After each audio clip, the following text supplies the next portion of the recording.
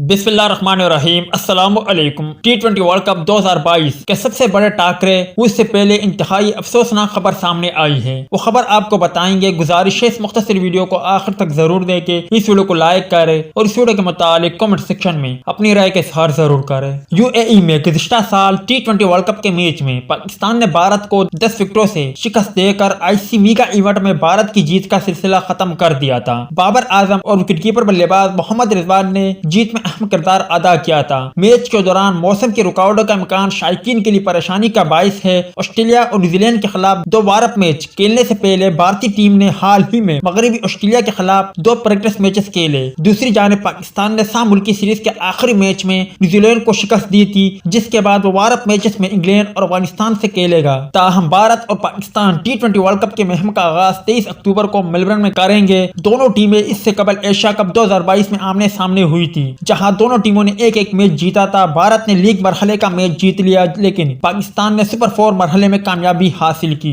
Eco weather की पेशन गोई के मुताबिक पाकिस्तान बमुकाबला इंडिया मैच के दौरान बारिश के इम्कानात 55% है। मैच मकामी वक्त के मुताबिक शाम 7 बजे, पाकिस्तानी वक्त के मुताबिक 1 बजे शेड्यूल है।